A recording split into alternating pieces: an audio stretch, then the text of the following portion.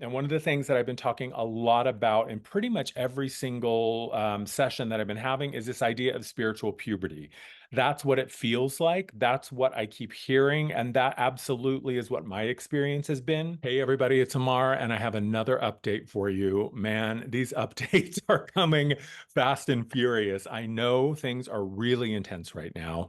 I know things are moving at like a breakneck speed. It feels like we are getting it from all angles, all directions simultaneously, and we kind of are.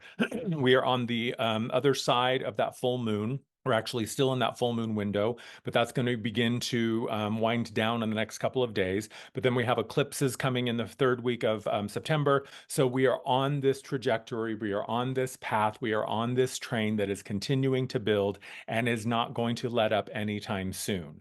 What I'm going to give you today are some keys, some guidance, some practical information that is going to support you in not just surviving this, but thriving in this intensity. First of all, I want to give a big shout out and a thank you to my channel members, creators, and explorers. I love you. I have had so much fun hanging out with you this month. It has been amazing. That Lionsgate gathering, the energy was insane.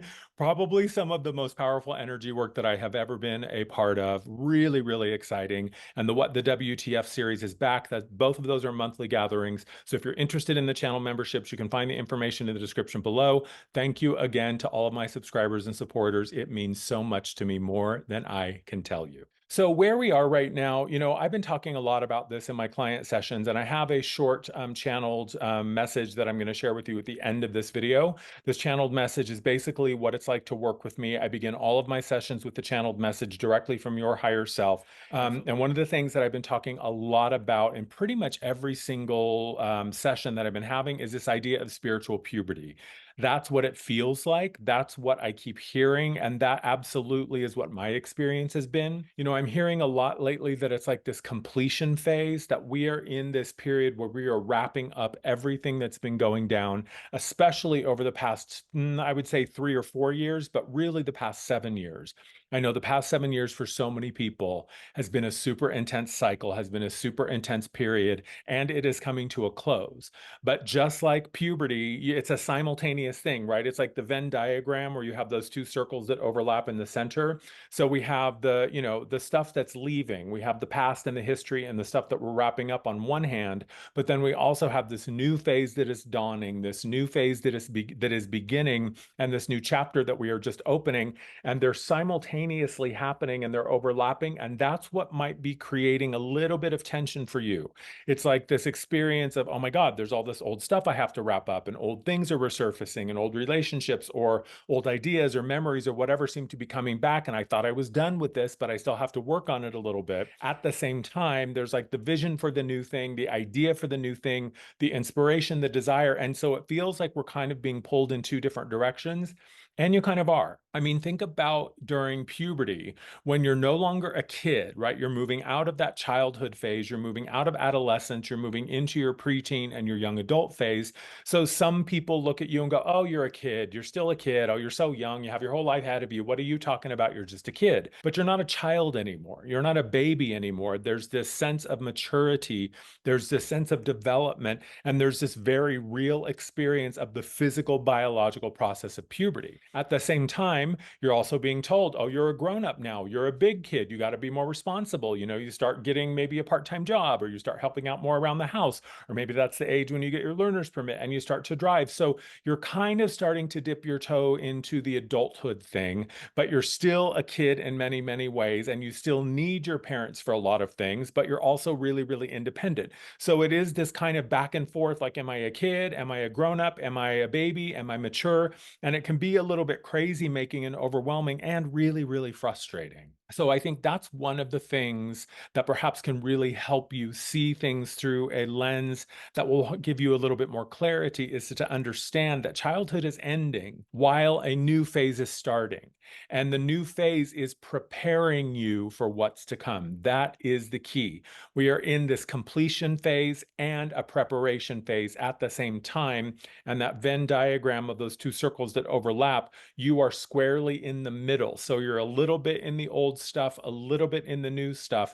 But the key is to really continue to let go of the old, resolve the old, release the old, and make peace with it, while beginning to nurture and foster and cultivate the new thing. Because here's the thing. I mean, if you think about it, and I'm going to use the puberty example again, you can't really control it, right? You can't control who or what you are becoming when you're in this phase of puberty. And in essence, it's already what you are. It's already who you are. You're just becoming a version of you that you don't have access to yet, but it's already in your DNA. It's already in your cells. It's something that is just a level of intelligence, a natural knowing of this cycle and this rhythm, this natural process of puberty.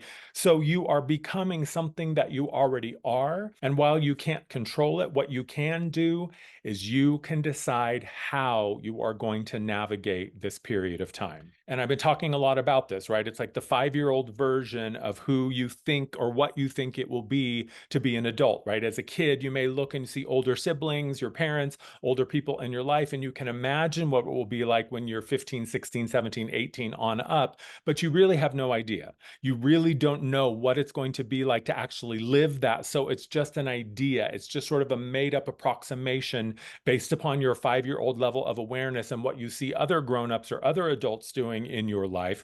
So you can't really fully perceive yet the fullness of what you're growing into. But one thing is clear, you have to lose the old way in order to find the new one. Just like when you're 18 years old, you can't wear the clothes you did when you were 5. And just like when you're 5, you can't yet fit into the clothes you're going to wear when you're 18. You have to lose the old way in order to find the new one. You have to be willing to shed that old skin in order to let the new one develop and emerge. And I see this happening time and time again. So many people are afraid. So many people are terrified of this unknown, of the new thing. And I get it. As an adult, as a grown-up who has responsibilities and things to take care of, it might feel really, really scary to be in a totally new world. It might feel really overwhelming and really daunting to not know what's going on or how to do it or what's required of you, but that is okay. This is what my guides used to talk about all of the time, and it's one of the chapters in my book, Notes from the Higher Self. This is called reorientation through disorientation. It is about losing your old sort of North Star. It's about losing the old things that used to drive you or inspire you or move you forward, and allowing a new set of ideals, a new set of beliefs, a new set of understandings to emerge and take center, the center stage and your inner space. And that is the thing that begins to guide you forward.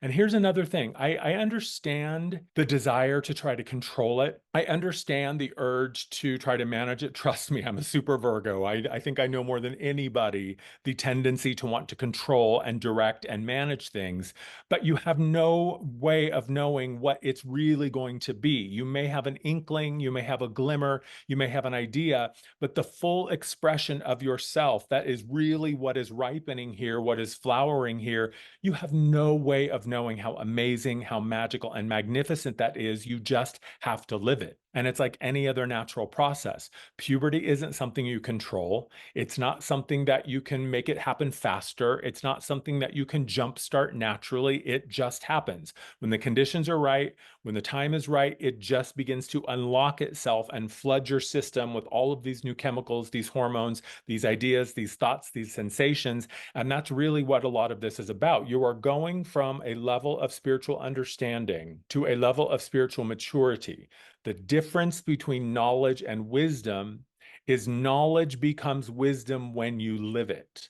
Knowledge is something that you read in a book. It's something that anybody can find online. We live in a time right now where we have more knowledge access to more knowledge than we've ever had access to before. And now what the point of all of this is to begin to put that into practice, begin to apply it to your lived life and your real world experience so that it can move from knowledge to wisdom. And wisdom is what you know in your bones. It's when you have lived it. It's when you have vetted it. It's when you have explored it and investigated it to find out if it's true for you, if it makes sense for you. And that's the difference between knowledge and wisdom. So you're going from someone who learned something in a classroom in a book to someone who has actually been out there living it and breathing it and experiencing it in real time. So here's something that's really key to understand. You can no longer hold yourself back in service of the old ways. You can no longer hold yourself back in service of old behaviors, old beliefs, old relationships. You have changed, and your relationships have changed as well. The things that used to work for you, the things that used to inspire you or satisfy you or fulfill you may not necessarily do that anymore. The relationships that used to be okay or comfortable or something that you could thrive in, those are probably changing too in some way. And just because you're letting go of a relationship doesn't mean that it's done forever. It might be just time to move on. But I get the sense that more often than not, what's really happening is these relationships are just maturing. And sometimes we need to kind of separate, create a little distance between ourselves and whoever it is that we're in relationship with so that we can both mature and go through this reorientation process, find our new center point, find our new North Star, and then we can come back together in a way that is stronger, that is more mature, that is more open, that is wiser, whatever the thing is. But you can no longer hold yourself back and say, but oh, who will I be without this person? Oh, who will I be without that pattern or that behavior or that coping mechanism? Oh, who will I be without this job or this identity? The only way you're going to find out is by allowing yourself to release it, by allowing yourself to let it go, and then beginning to experience your life in this new way with this new set of eyes and a new level of understanding. So there's one more thing that I want to share with you before I give you some tips on how to thrive during this passage. If you've ever gone through like an intense period of working out or dieting or really working on your physical body and your physical appearance, you'll understand this. You know, the kind of change that we're going through right now, it doesn't really show you the bigger picture. What I mean by that is in the moment when you're just in the day-to-day experience of living and choosing and deciding and, you know, allowing yourself to be as clear as you can in every single moment. Being present in the moment, it doesn't necessarily give you access to the bigger picture, and it can't. And that's actually one of the beautiful things about staying focused in the present moment is that at some point you are going to have a moment of realization about how much change and progress has been made. It's like if you're working out really, really hard, or if you're changing your diet and dropping weight, you're just doing your thing and you're sweating and you're sacrificing and you're making all the changes. And then one day you walk by the mirror or see yourself undressed and you go, whoa, look at my body. It's totally changed. It's totally different. So it's okay if you don't necessarily see big changes right away. Don't put all the pressure on yourself to have a total spontaneous transformation. You might, but most likely what's happening, because again, we're in the phase of preparation. It's just like puberty. You didn't go to sleep one day and you were 10 years old and then wake up the next morning and you were 18, right? It's not Freaky Friday. It's not like, what's that movie Big with Tom Hanks? It's not that. This is a process. Change in the physical realm requires an experience of physical time. That's part of the deal. That's part of why we have the experience of linear physical time in our human reality, is because it allows us to track progress and change, and it allows us to go through the experience of something incrementally and in phases and in steps so that you can be exposed to it over time so that by the time you reach the peak of whatever mountain you're climbing, you're able to handle it, right? You wouldn't be able to handle the fullness of yourself if it just descended in one fell swoop, and bam, now all of a sudden you're vibrating at this higher frequency. Your body wouldn't necessarily be able to handle it. That's the deal with ascension this time, is that we are doing it while we are in a physical vessel. So we are maintaining the integrity of our physicality while we are going through these major quantum leaps and energy and vibration jumps. We're jumping timelines in a really, really massive way, but we can't do it all at once because the physical body wouldn't be able to maintain its integrity. So that's why it's incremental. That's why it seems like it's slow sometimes, but I promise you, there is going to come a day in not too much time that you are going to catch a reflection in the mirror and go, oh my God, look at me, I'm amazing. So it's a lot like that. So here are 3 steps that I have for you in terms of how to navigate this period and this chapter to make it a little bit easier on yourself. Number 1, and I've been talking about this one all month, but I'm going to repeat it again. Lean into the unknown. Let it be uncertain. Let it be awkward. Let it be uncomfortable or familiar. Because if it's familiar, it's not new. If you already are, if the path is clear, it's probably not your path, or it's a path that you've already walked a million times before. It's important to accept the fact that you are not necessarily going to know right away how to navigate, how to engage, or how to be present in your experience, and that is okay. You are guided by awareness and intelligence and energies and cycles and rhythms, the same rhythm and energy and intelligence that keeps the planet spinning and the seasons changing from spring to summer to winter to fall. It's the same intelligence, the same energy that governs you. So trust, again, you are a part of life. You are a part of the natural cycle and the rhythm of all that is. So it has its arms around you. It is taking care of you. It is holding you. It is guiding you. So it's okay if you have no idea what's going on. Here's another one. Number 2, stay out of the head. Don't overthink it. It's not about action for the sake of action. It's not about your will trying to control it or dominate it or force it. It's about inspired action. And here's how you get into the place of inspired action. This is something that we're going to be talking about in the upcoming event, Building the Inner Temple. This is a process that I am going to take you through as a group. It's something that I do one-on-one in my client sessions. Building the Inner Temple is an activation of a geometry in your field and in your body that begins the merging process with your higher self. It is a real and actual inner space that we're going to be building together. And that's where your center is. That's where your seat of sovereign authority is. So you find your center.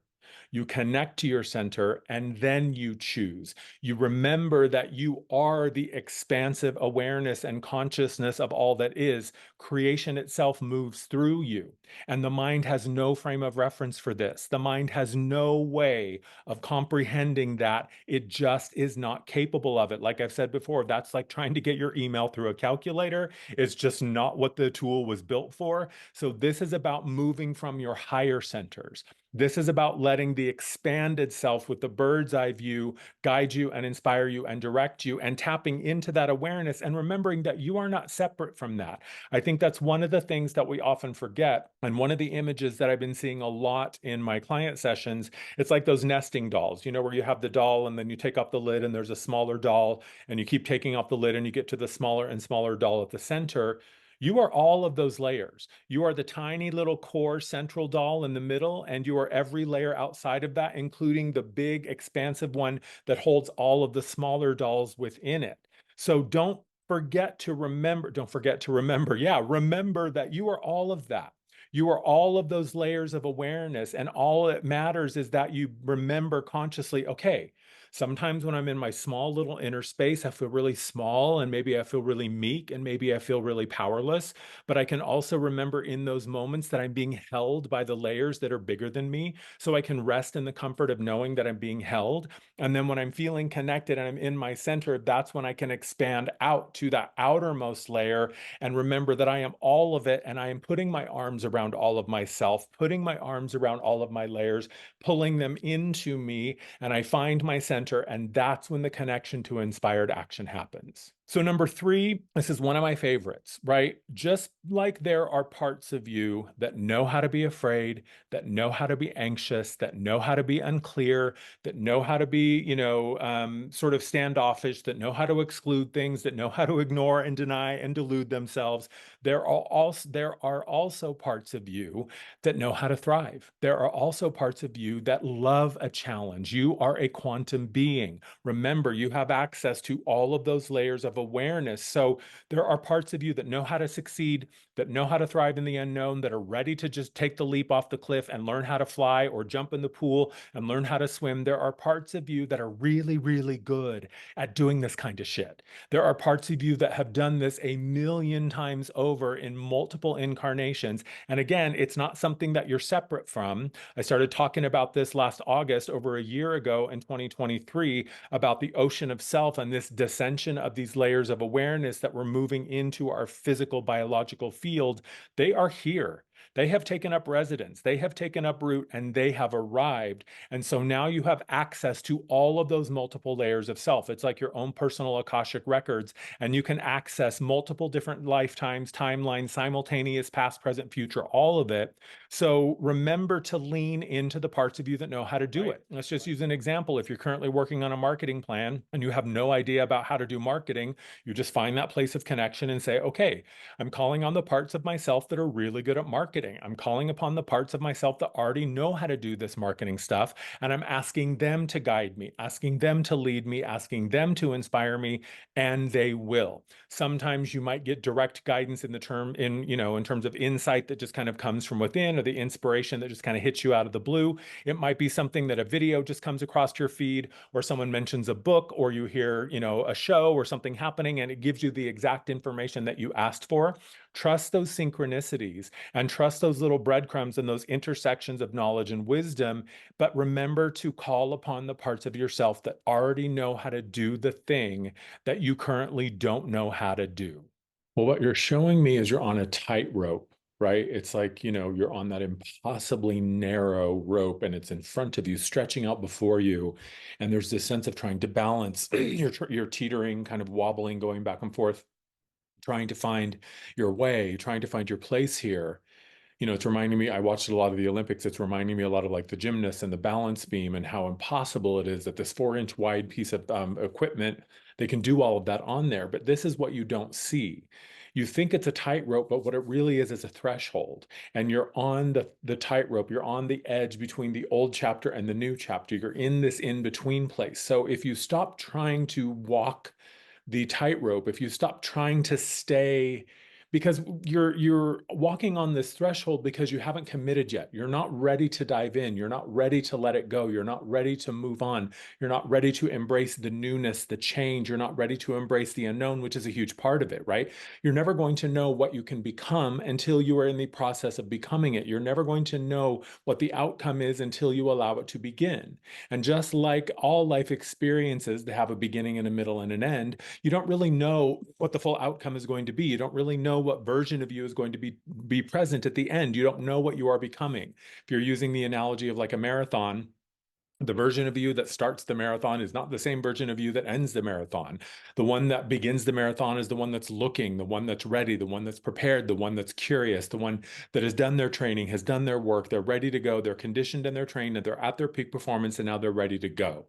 But they haven't accomplished it yet. They haven't run yet. They haven't done it yet. And the one who completes the marathon is the one that is now standing at the finish line or having crossed the finish line, and the race is behind them. The experience is behind them. They have come through it. They have been transformed. They are a different version of themselves at the end of the race than they were when they began. It's the same thing. You're not going to run the race until you actually put your feet on the pavement and move forward. You're not going to know what the book holds until you crack it open and start to read it. You're not going to know what the music is until you start to sing it or play it. You can look at the sheet music. You can imagine what it sounds like. You can imagine what it will feel like. You can imagine the experience of it. But until you actually pick up the instrument and play, it's all theoretical. You haven't done anything yet. And that's what you are being called to do, is to, what I'm hearing is stop fence sitting. Because what they're showing me is you think it's a tightrope. You think it's this little narrow thing that you're balancing on and that you're about to lose your balance. But if you turn and you face the new chapter and you turn and you allow your history to be firmly behind you, then you see that it is not a tightrope that you have to balance. It is simply a threshold that you have to step across or step off of or step into. It is time to do the new thing. You are in this state of preparation. You are in the state of getting ready. You are in the state of anticipation. And now it's time to step into it and say, okay, let's go. Now, in the beginning, it may be very slow. In the beginning, the momentum may not feel like it's really rapid. It may not feel like it's accelerating, but that's okay. It's only the mind that is looking for something definitive. It's only the mind that is looking for 2 and 2 to equal 4. It's only the mind that says, well, I'll believe it when I see it. The heart knows that it is simply about opening yourself up and saying, okay, spirit, okay, self, okay, God, universe, whatever you call that consciousness, I'm ready to go. Let's go. I may not know how, I may not know when, I may not know where, I may not know who or what or any of those things, but that's okay because I trust myself. I trust my experience. I trust my center. I trust my knowing. The seeds of doubt The seeds of self-doubt are the ones that grow the experiences of scarcity and lack. Do you understand? Self-doubt is the seed of scarcity and lack, because when you know who you are as life itself, when you know who you are as spirit in physical form, when you know who you are as the pulse of creation moving through your physical vessel in physical time, then you understand that life is here to be lived. That's the whole point. Life is beckoning you forward. It is calling you on. It is saying, come on, let's go, get off the fence, step off the ride, get onto the ground, step over the threshold, open the door, and begin to proceed, begin to move, because life does not divide itself against itself. Life is to be lived. Life is here to be lived. Energy serves. That's its only purpose, is to be in service. So when you remember that you are always connected to the thing that you are, then you don't doubt it. So you don't doubt it, and then you proceed, and then you create, and then you allow, and then you claim, and you build. So only when you doubt yourself do you take yourself off the path. Only when you doubt yourself and pump the brakes do you take yourself off of the ride, or off of the track, so to speak. So it's time to allow yourself to remember that you are life that is living itself through your experience. So from that perspective, you are always connected to the flow. You are the flow. So the abundance, the wealth, and not just material, not just financial, it's about the wealth of an experience. It's about the abundance of joy. It's about the abundance of experience. It's about the abundance of wisdom that you gain as you live it, as you allow it, as you experience it, as you stay rooted in your center, in your core.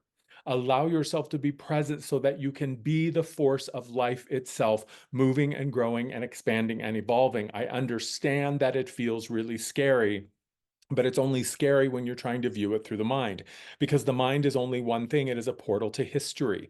It is access to what has happened, and what has happened up until this point, and what is happening right now. But the mind has no idea of how to get to the next point. The mind doesn't know what is next. The mind doesn't know what is coming or what it's going to be like, because it has no frame of reference for it. So when you require the mind to give you an answer that it does not have access to, the only thing that it can do is deplete itself. The only thing that it can do is offer up possible scenarios. It can only offer up rough estimations of what might happen based upon where you have been already.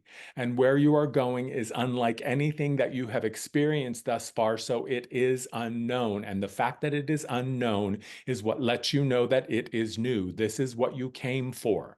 You came to experience the new. You came to build the new. You came to be the channel through which the new can emerge and manifest itself. So you need to step into the unknown. Allow yourself to dive in. Allow yourself to leap forward. Allow yourself even to take just one tiny baby step into the unknown, because it is time. It is time. It is time. The old is gone. You must release your attachment and your grasping grip on the old, so that you can step into the new experience and allow it to light you up and guide you forward. Stay connected to your center. Your center is your place of power. Your center is your place of truth, and it is your truth that will guide you forward. It is not the mind. The mind is addicted to comfort. The mind is addicted to familiarity. The mind is addicted to the concept of control. It is the heart. It is the deeper self. It is the higher self, the broader, more expansive self that understands beyond the limits of the mind what is possible, what you can do, what it's time for, and what you came for. So relinquish the need to know, relinquish your requirement for intellectual understanding, relinquish the idea of I'll believe it when I see it, and remember that seeing is believing, believing is seeing, believing is seeing. When you believe in yourself and the force of life that moves through you, then you are able to proceed using this as your guidance. Close your eyes, and whatever remains, that's what is real. Thank you, as always, for spending time with me. If you're interested in working one-on-one, all of my information is in the description below. You can find me on Instagram at Amar Energy, TikTok as Amar.energy. Obviously, I'm here on YouTube as Amar Energy. Go to my website, Amar.energy, if you're interested in finding out more about me. I love you. Enjoy the rest of your August. I'll talk to you soon. Bye.